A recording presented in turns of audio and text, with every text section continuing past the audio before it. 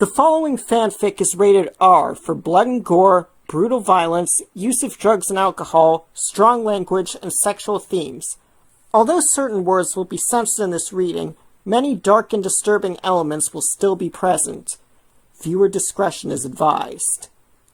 The Rocker Stalker by Trevor Owens, based on Ghost in the Mirror by Ride on the Waff Side.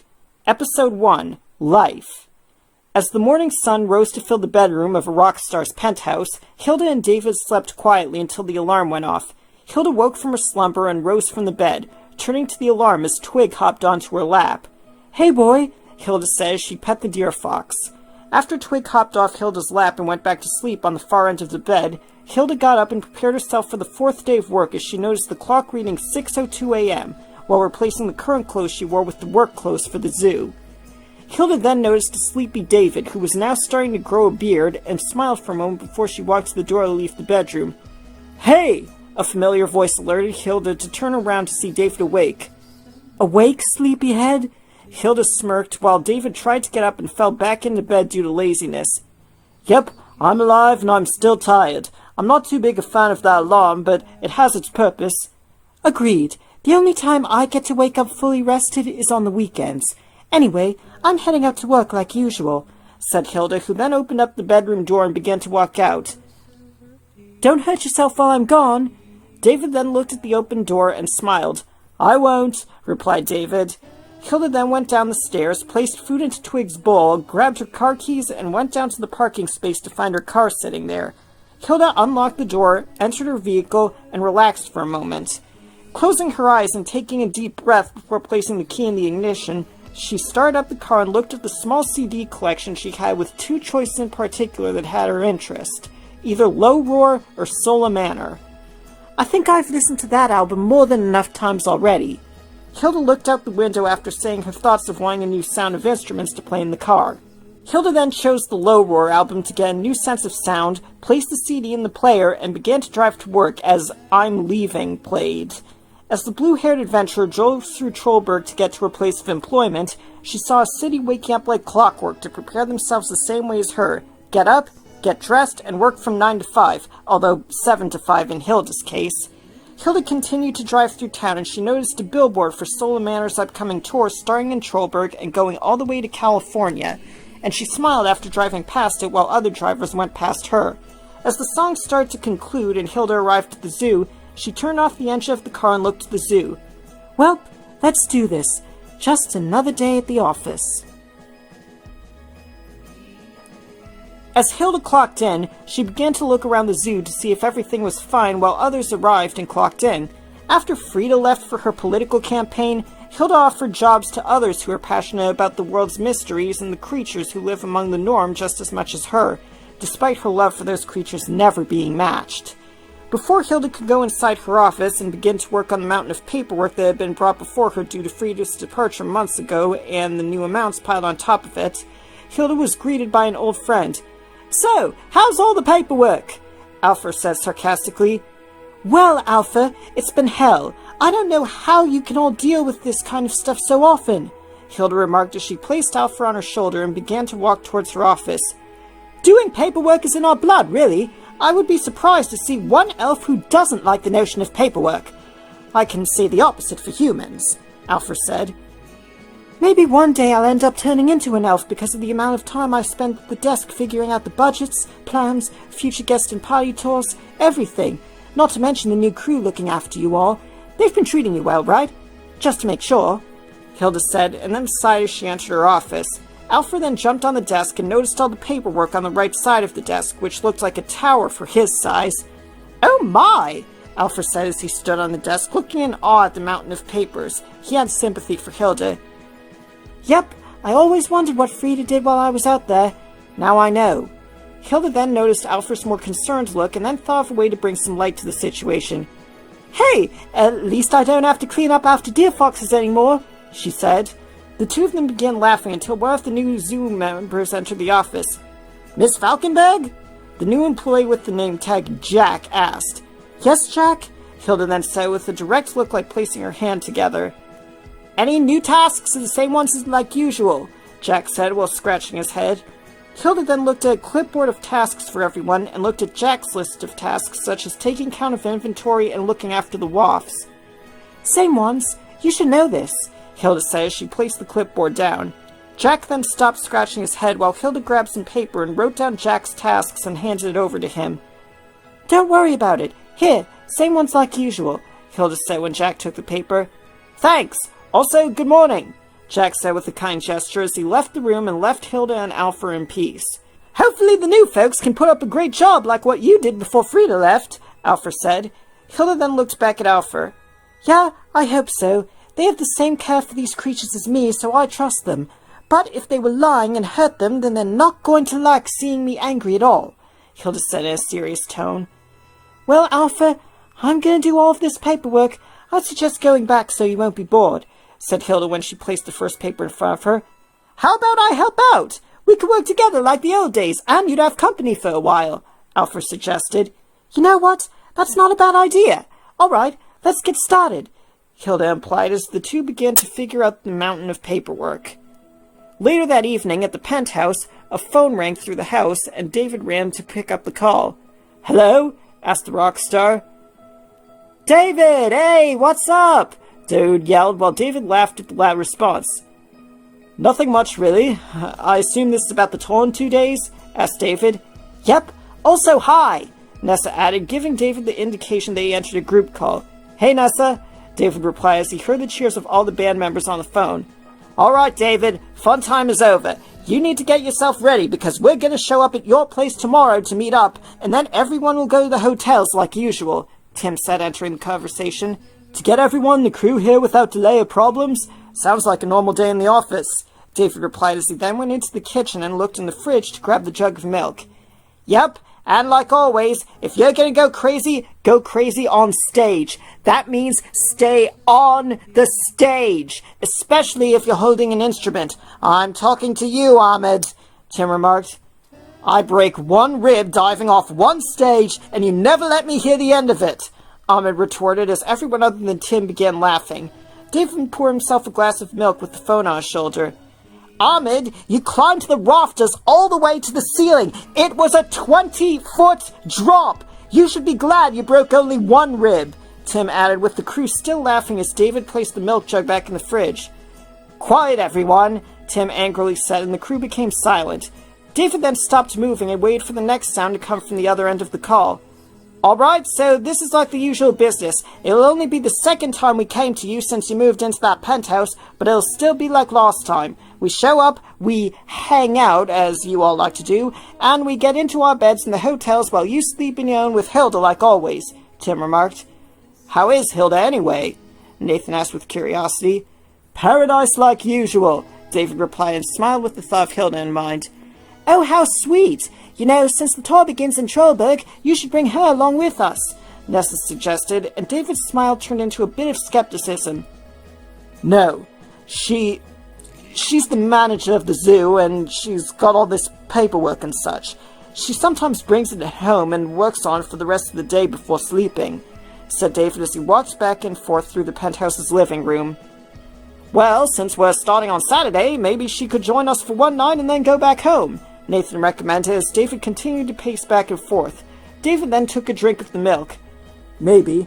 I don't know. That's up to her, and that's up to the amount of paperwork she has, David concernedly said while he took another drink of milk. Well, when you see her again, tell her we believe that the paperwork monster will be defeated. Never give up, David yelled, and the crew then yelled the words, Never give up, as a kind gesture. I will. So, you'll meet me here, and then you'll go to the hotels. Just to be sure, David added to make his mind clear.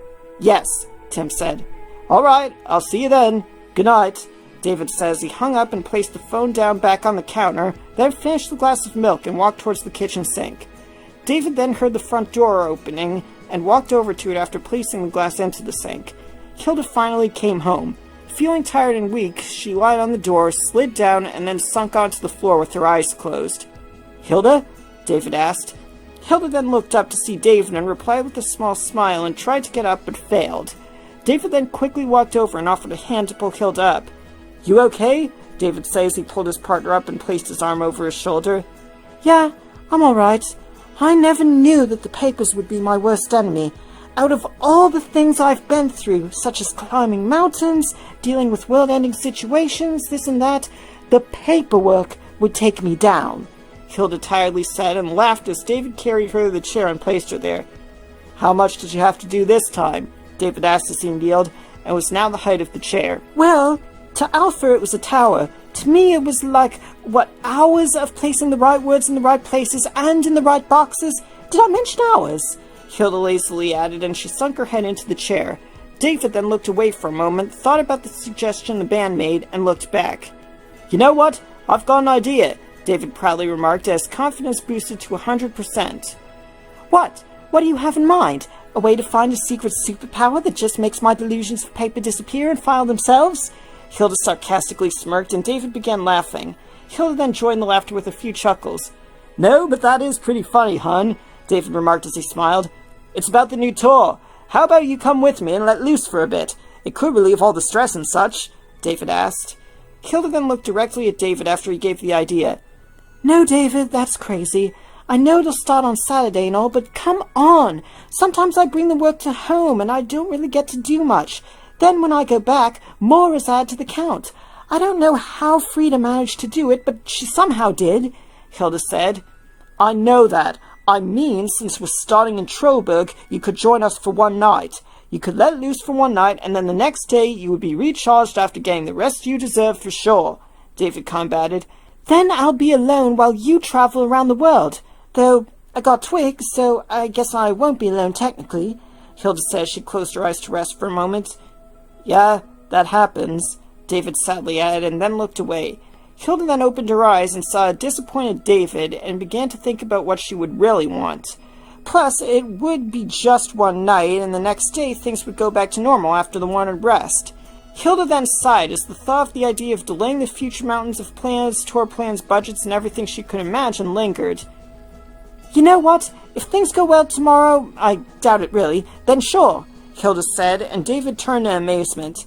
To tell you the truth, I want to let loose, and trapping an adventurer in a box with a desk full of all sorts of crap to sign is not always the best idea mentally. However, that's life. It's like a cog in a clock tower. If one piece is missing when the tower needs to function off of that certain cog at a certain time, then everything falls apart. If I play the hand I'm dealt with right, then maybe I could walk out the tower for a while, come back, place myself in the same place as before, and everything functions like if nothing happened at all, Hilda says. She tried to get up when David's amazement turned to astonishment. Seriously? Are you sure about this?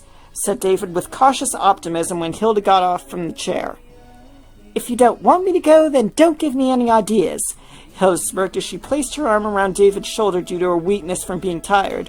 No, I want you to. I'm just amazed that you're finally doing something different other than filing out those damn papers, David says. He carried Hilda up to the bedroom as Twig woke up and chased the two upstairs.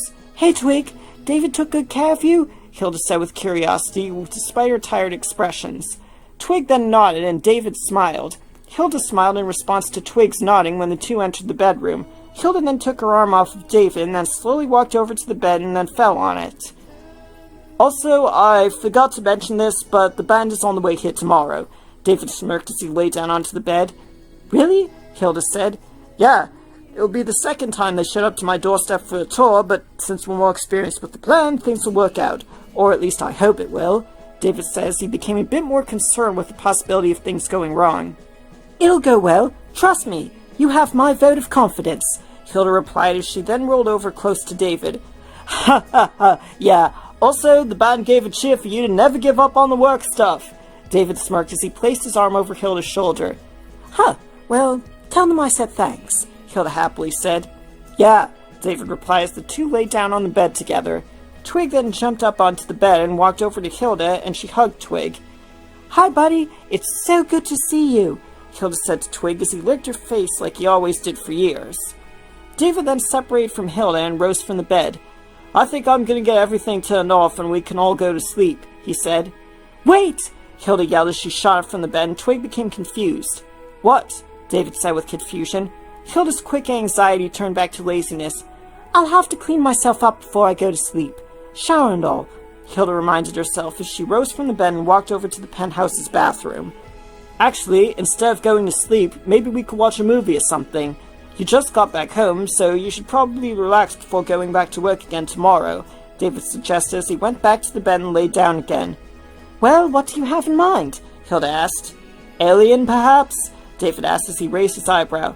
Sure, always wanted to see what the buzz was about with that movie, so yeah, see you then, Hilda said as she closed the bathroom door and David rose from the bed again. The young and slightly bearded rock star went downstairs to find Alien in his collection of movies in the living room until the phone rang again. David went over to the counter where the phone was last placed, picked up the phone, answered the call, and then he heard nothing. Hello? David said while still looking around for Alien. Nothing answered as he continued to search, and after 30 seconds of nothing, the call hung up randomly. Okay, David replied as his face became confused for a moment. Maybe it was some technical problem or something. No, it has a number. Maybe someone called by mistake. No big deal, David says. He placed the phone back on the counter and walked back to the collection of movies and found the case for Alien. David then took the case for the movie and walked back upstairs to the bedroom and found Hilda laying on the bed after she took the shower and got dressed in pajamas. Found it, David says. He walked into the room and waved the movie case. Sounds good. Let's see what this is about, Hilda remarked while she rose from the bed and followed David down to the living room to see a legendary classic. Later in the midnight, the two slept in bed together with Twig curled up at her feet. David twitched to his sleep. As the night progressed, so did David's twitching, as he finally snapped and awoke with a loud yell that woke up both Hilda and Twig instantly. Ah! David yelled as he got out of bed and quickly walked to the bathroom sink. What happened? Hilda said as she followed David and saw him splashing water on his face. Just another bad dream. It happens, David remarked with water on his face and slowly growing beard. Was it about her again? Hilda said as she rubbed her arm and approached David. No, it was dark. I couldn't see anything other than you. We couldn't talk to each other because I think we couldn't hear anything. I couldn't do anything and you couldn't do anything. It was limbo, David said after he turned around to face Hilda. I told you I didn't have a choice in the matter. It was either that or be murdered, Hilda concernedly said as she walked over and hugged David. I know, and I'm scared. The more I think about it, the worse it gets, David says. He hugged Hilda. Look, we're still here, and when the time comes, then we can start to think about all of that. At least you won't be alone there, Hilda responded. At least. And you're right. We're still young and all, so it's best not to dwell on it right now. If we knew that damn amulet was a trick, then things would have turned out a lot different. That's for sure, David says. The two began to walk back to the bedroom, and they saw Twig concerned. Knowing everything was all right, Twig hopped back onto the bed, and the two joined them. Yeah, Hilda replied as she hugged David again. And if you think it's your fault, don't. It's not. Don't blame yourself for something you had no control over. Like you said, it was either this or be murdered. Though I did have to learn how to walk again after the ocean up my leg, David smirked after he remembered what it was like to relearn how to walk again at the age of 23. Thanks. If I'm being honest, I feel like hell for even accepting that offer. Yes, I got to be with Dad, but the cost of giving up the chance to be in the afterlife really takes its toll on you when you think about it, Hilda said as she closed her eyes. I wonder what it's like to live after death. It does give me the impression that Mum is alright, or at least I hope she is, David replied as he became sad at the thought of not being able to see his mother again when the time came to die. I'd like to think it's peaceful, beautiful, and harmless. No more pain, no more suffering, no more tragedies to live through, just happiness. Hilda smirked as she began to tear up at the thought of her interpretation of what life would be after death.